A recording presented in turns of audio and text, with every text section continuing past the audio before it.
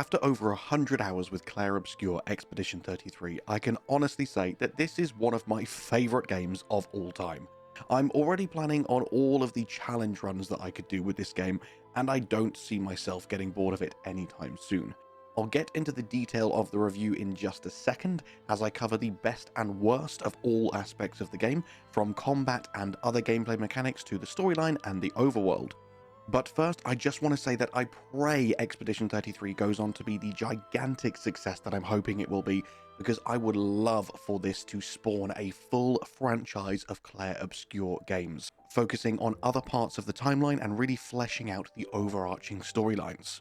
Now let's get into it. I will start by covering combat, because I believe that that's probably the most important point for the majority of people, but each section of the review is of course broken down into individual chapters, so if you prefer to skip ahead to a different section, please do.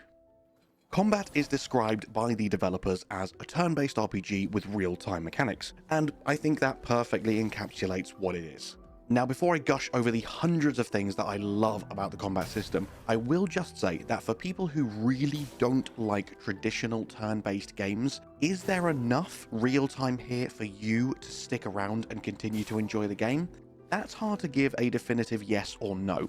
Personally, I think that combat doesn't feel at all turn-based, and that yes, there is plenty of real-time elements injected into the already fantastic turn-based system, which makes it feel more alive and fluid than a traditional turn-based RPG, but I could be a bit biased because I have always loved turn-based RPGs, so that really wasn't a negative for me. However, if you really truly actively detest all things turn-based, is there really enough real-time action in this game to keep you hooked for a full 60-hour playthrough? Maybe not.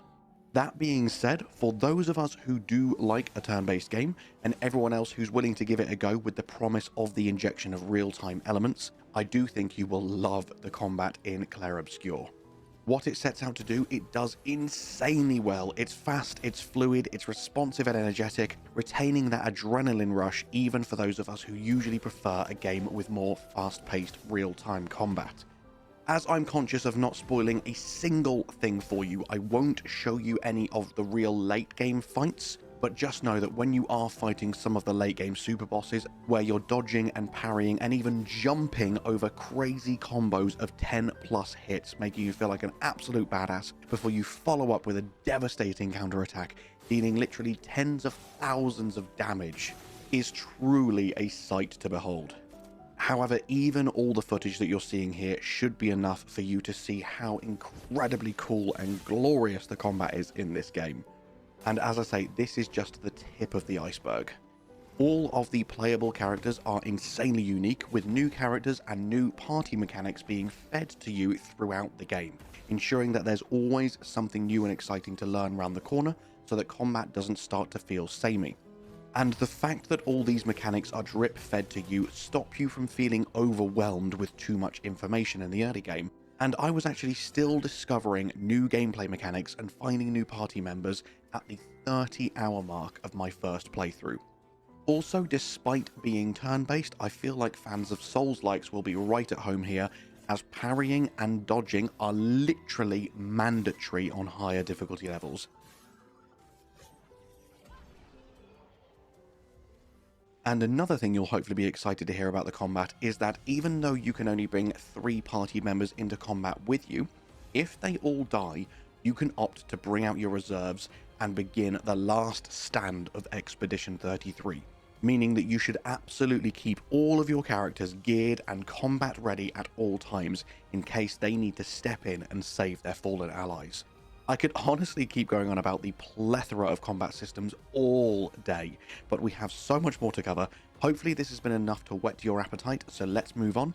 Oh, actually, I will say, once you've watched the video, if you do have more questions about the game that I haven't covered here, feel free to jump into my Discord server and ask me there. I'm always up for a chat. Let's talk about the characters next. As many people already know, there's a huge list of big names for the English-speaking cast, from Lord of the Rings and Marvel to Final Fantasy and Baldur's Gate 3. They have pulled incredible talent from all over the place, but they haven't just put these big names into the game for the style value alone to try and make more people buy the game. They genuinely deliver some truly incredible performances. The actors and the characters themselves are all incredibly captivating, from your direct allies to all the wonderful races that you meet along the way, such as the evil Nevrons or the warmongering and oafish yet kind and caring Jestrels. There's a massive variety of characters in this game, all equally endearing in their own way. There is also some absolutely hilarious conversations with certain characters that I don't yet want to give away in this review. They are all so engaging and well written, being both funny and emotional when the situation calls for it. And this feels like the perfect time to talk about the storyline, because there's a lot more I want to say on the characters that I can't do without also talking about the story. Many people here will know that the storyline in video games is one of the last features that usually interests me. I generally prioritize gameplay. I want my games to be fun, with a great combat system and mechanics. I want them to be engaging on a more physical level and have plenty of additional content and side activities and many rich and detailed supporting systems to sink my teeth into. And I'm frequently asked why I tend to skim over the story in my reviews, and it's just because of everything I just mentioned. However, I was immediately gripped by the story in Clair Obscur, and that's big praise from me. I don't remember the last time I sat through every cutscene in a game. It's unheard of. Now, I really don't want to give you any story spoilers, partially because the developers have asked us not to, but secondly because it's just not a thing that I usually do. But there is one thing that I will tell you specifically about the story, only because it has already been revealed in trailers and previews, etc. The one thing I did want to say, as you probably already know, it's called Expedition 33. Because each year the paintress wakes up and she comes and paints a new number, and every single person that age instantly dies. And this year she wrote 33. And I literally turned 33 a couple of days ago. I honestly felt like it was fate that I was blessed with early access to this game, literally being able to play this just a few days before my 33rd birthday and finishing it a few days after, watching every single person the exact same age as me dying in front of my eyes, really hit home. And in Expedition 33, you are now playing as the next age year, willingly sacrificing their last year of life, trying to unravel the mystery, trying to stop the paintress, and save themselves and future generations from befalling the same fate. Next up, we must talk about some of the other RPG elements accompanying the core combat gameplay. Obviously, I mentioned earlier that even though you can only field a maximum of 3 party members in combat, all of your other party members, once you've acquired more than 3, are also crucial. Because should your main 3 party members die, you can send in your reserves to begin the last stand of Expedition 33. So make sure that all party members are always geared up and ready for combat. And supporting the combat loop, which is already a ridiculously good time, are some very fun and in-depth RPG mechanics. Not only can you level up your characters, you will gain 3 attribute points per level, which you can then allocate into whichever stats most benefit your current build. Weapon scaling is also a thing to keep in mind when leveling up. So if your weapon scales with luck and vitality, you may want to pump a few more points into them 2 stats. But if you do decide you hate your current build, or if you find a new weapon that you much prefer with wildly different scaling, you can also find and purchase recoat items, which will allow you to completely recustomize and respec your character again from the ground up. These are semi-rare, so you don't want to be doing it too frequently, but I am definitely a hoarder in video games, and I tended to not use any of them at all, and by 30 hours I think I had around 30 recoats, so yeah, you've got a fair few respecs there should you want to. Another key element is skills. You will acquire dozens of skills for every single character throughout the game, all completely unique to that character, and you can select up to a maximum of 6 at a time to bring into combat with you, and you can chop and change them on the fly pretty much whenever you want, as long as you aren't literally in combat at the moment. To give you just one example, Lune uses stains as her primary combat mechanic, and as she casts elemental spells, she will generate stains of the corresponding element, which she can then consume to power up her other spells. So you will want to bring a variety of different elements into combat with you to ensure that you've always got a way to counter and exploit your current enemy's weaknesses. Weapons themselves will also have elemental affinity, so you want to make sure that your party are diverse and using different weapon types so that you're prepared for all situations. Probably the most important systems in the game are Luminas and Pictos. Each character can equip up to 3 Pictos, and they will provide a stat boost along with a special passive effect. And once you have won 4 fights with that equipped Pictos, you will permanently learn that passive effect, which you can now spend Lumina to equip. And this will now be available for all characters just because you have mastered that Pictos with 1 character. Lumina can be freely allocated and redistributed for absolutely no cost, so just because you've picked the passive effect for 1 Pictos, if you want to change, there is no cost, there is no negative to doing so. And I honestly love that this mechanic works like this because it adds a literal endless amount of variety to your build variation. There are hundreds and hundreds of different Pictos skills that you can assign your Lumina to, and as long as you have enough Lumina, you can pick as many of them as you want. So honestly, build variation goes absolutely crazy in this game with some ridiculously powerful and hilarious combinations. As an example, my Lune starts every fight at half health and unable to heal, but she does do 100% increased damage for the first 3 rounds of combat, and she is immune to the first 3 attacks she receives. And if you're interested to see exactly how powerful this is in reality, make sure you're subscribed to my channel because I will be bringing out my build guides soon. And if you would like early access to them, all of my videos will be available early for members as well, if you would like to support the channel by becoming a member.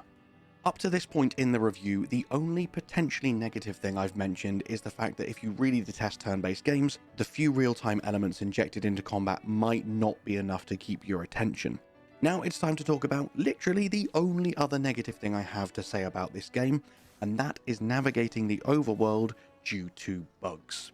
This is the only area of the game where I did experience any bugs, so to preface this section and just stress exactly how irritating this situation was, please note that you cannot save this game manually.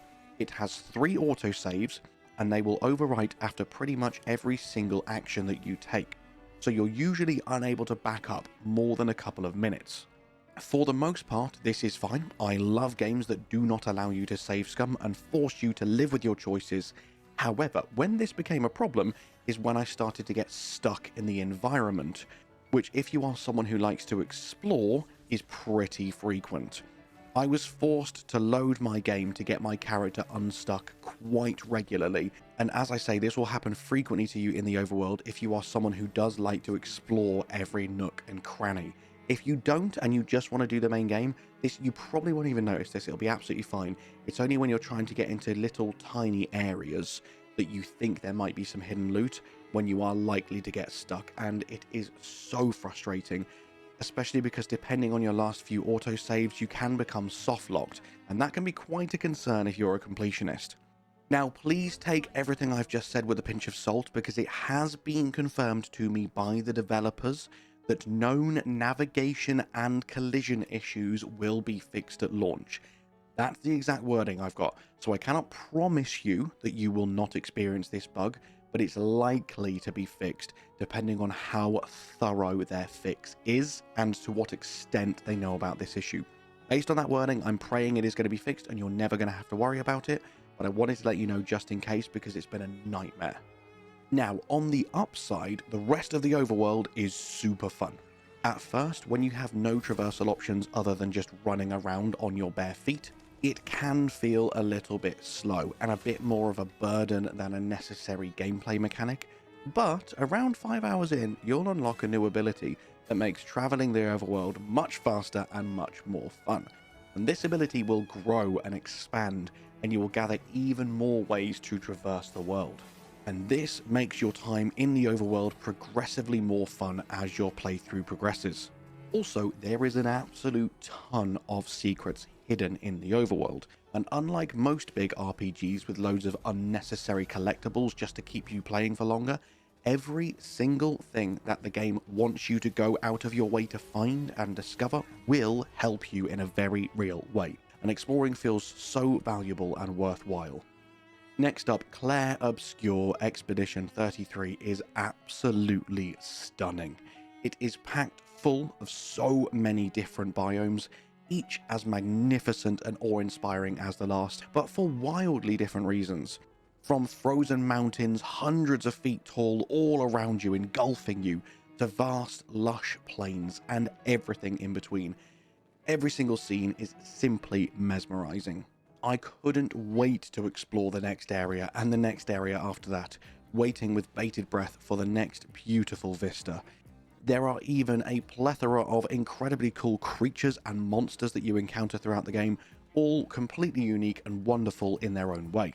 I was awestruck on so many occasions when finding a new mega structure or a gigantic ferocious monster wading through the water towards me. The art style is amazing, and Unreal Engine 5 really has been used to the best of its ability to create some of the most beautiful scenes I have seen in recent years. Couple the amazing graphics with a truly powerful soundtrack consisting of well over 30 individual tracks, almost all of which you can acquire for yourself and play at your leisure back at camp, and you have got one of the most atmospheric games I have ever played. The boss music really does its job perfectly, making both you and your opponent feel like a complete and total badass.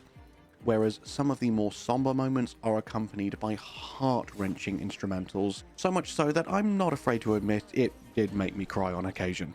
The passion and emotion that goes into the atmosphere and story of Clair Obscur is next level, and I'm just so excited for everyone to get to experience it.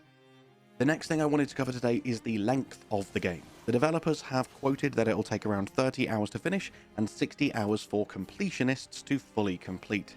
However, I'm a very slow gamer. I love exploring every nook and cranny, and my variation of 100% completion is very different to most people's. If you've got one uncollected item somewhere that's completely irrelevant, you haven't 100%ed the game. I really love getting the most out of every game and maxing out all of the things. So it did take me 100 hours to fully complete my first playthrough. Do with that information as you will, but I very much feel like this may be an Elden Ring situation, where the numbers that the developers have quoted us are quite low because they wanted to under-promise and over-deliver. And on that note, as I come into my conclusion, I really do feel like what I just said sums up this whole game in one phrase: under-promise and over-deliver. There have been many games recently that have received either way too much hype and haven't been able to live up to it, or they've been ridiculously controversial for one reason or another, and suddenly you've got two massive groups of gamers at war with each other over a game. And that's not what gaming should be about, my friends. You should be able to play and enjoy the games that you love, and everyone else should be able to play and enjoy the games that they love. And that's all there is to it.